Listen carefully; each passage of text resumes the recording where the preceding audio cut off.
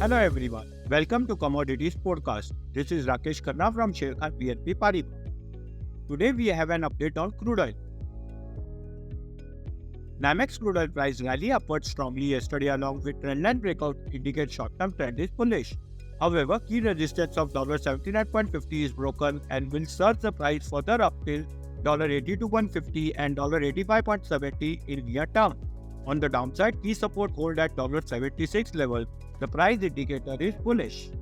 MCX crude oil price had broken its important resistance of 6,720 level and started forming higher high low formation signals upside move in near term.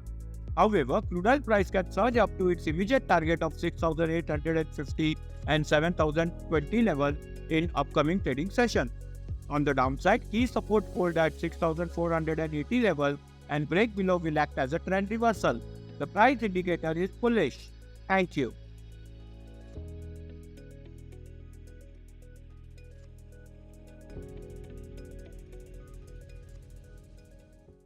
Investment in securities market are subject to market risks. Read all the related documents carefully before investing.